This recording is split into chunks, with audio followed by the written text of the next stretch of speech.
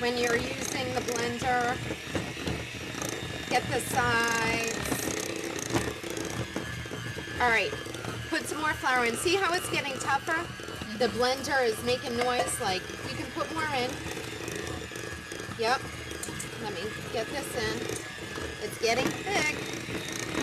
But we're gonna add the wet ingredients and then it's all gonna come together.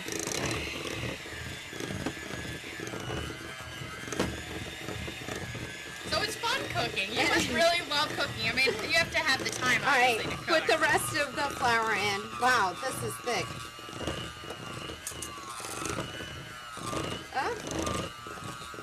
All right, let's see. I'm going to have to add some of the wet ingredients because I don't know what happened there, but it's getting a little tough. Okay, now we need half cup sour cream. That's interesting that sour cream is in the ingredients. Well, you need some moisture in there. And it does make it so moist, the banana bread.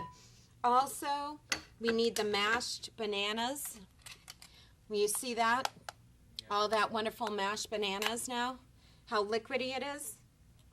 I know, that's not something you just want to eat like with a spoon. Yeah, no. And we're going to, I don't know where my measuring spoon went, but we need 1 teaspoon of vanilla extract, and I'm just gonna estimate.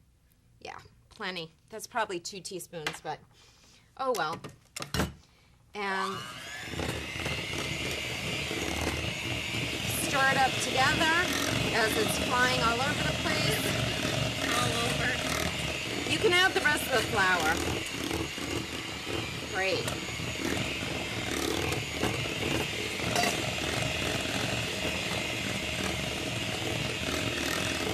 Alrighty, and then the last step is to add the nuts. Okay, and how much nuts? The whole thing. So that is a half a cup of chopped pecans, but you could use walnuts. And then you can stir those in for the last little bit.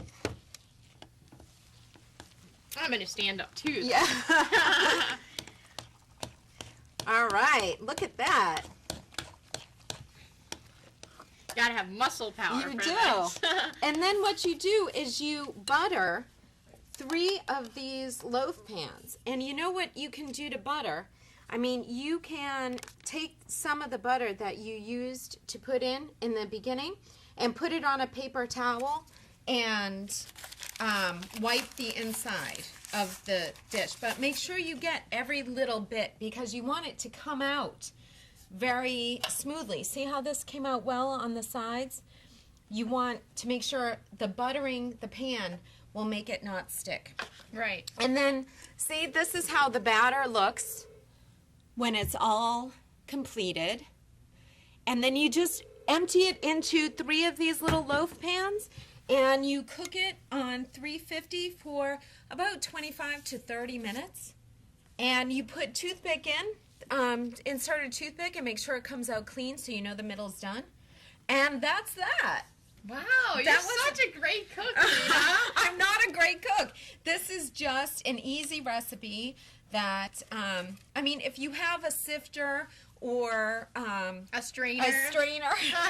But you need the fine mesh kind, not the pasta strainer. You know, the fine mesh type of strainer. And you can just use the strainer with the flour right over. And what you're doing is making the flour lighter, fluffier. You're getting rid of any lumps. And it makes the cake more light and fluffy. So how long does making banana bread, how long does it normally take? So, well, it takes maybe 45 minutes, 15 minutes to get it together, and then 25 minutes to a half hour to cook. So it's pretty simple. How many bananas? I'm using 1 cup of very ripe mashed bananas. So that could be about 1.5 bananas. Yes, and I wanted to have Lauren taste some more. Because I know she liked it. You have to taste it too, though. I will, yeah. All right, well, so I'm going to get a well, half you don't a slice. think that I had a piece from what I gave away last night? Oh, yeah. Can you keep this in the refrigerator, or can you keep it on your counter? You can keep it on your counter, but remember, there's no preservatives in here. So, I wouldn't keep it around for long. And it's so good, it's not going to stay around for long. It's delicious. Wow. Yeah, it's great. And if you want this recipe again, Yeah. you can email us at tbc@whdt.net, or you can give us a call at 1-800-725-9240. Of course, I will have Rita be cooking and telling you the recipe because didn't do that great, but I'll be working on my cooking ability. You did. You just, you know what? If you weren't used to the sifter, so that was something new. And the mixer. And the mixer. Oh, you've never used a mixer? No, my mom normally used a mixer, and I put the ingredients in.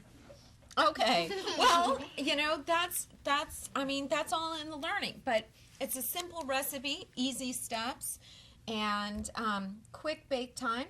And while it's baking, you can do other things. Great for a party, great for gifts, great for breakfast. So when you have parties, do you normally make the banana bread? I make it a lot. I've made it a lot for people I work with, just to say thank you. I enjoy working with you, and this is a little treat. Mm-hmm. And neighbors. I've made it for friends. I've made it for parties. See, I like to cook. I like to bake, so I like to make creme brulee. Oh. Have you ever had creme brulee? Oh, I love creme brulee. Oh, okay. So we're going to have to do that because I have the torch that you burn the sugar. Okay. On the top. So maybe next time we do a dessert, we'll do creme brulee. All right. And I'll have some pre-made, and you can burn the sugar on the top, and then I'll show you how to make them.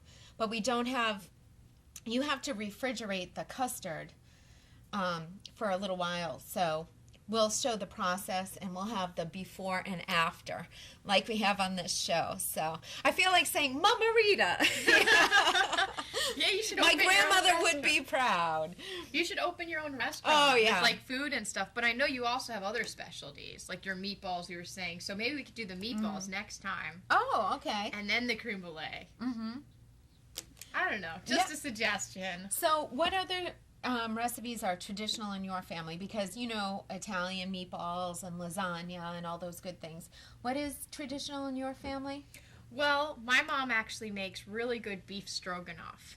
Oh, okay. Amazing. That sounds really good. Because my mom is actually from a family that's from Czech Republic. Uh-huh. So they have stuff like the stuffed meatball or stuffed cabbage, cabbage. Alexander was saying the other day. Uh-huh. And dumplings with chicken on top. It's called paprikash. Oh, that's what paprikash is. Yes, Oh. with dumplings with the chicken on top, and it's amazing. I love it. And then chicken noodle soup, but those are kind of time consuming. Mm-hmm.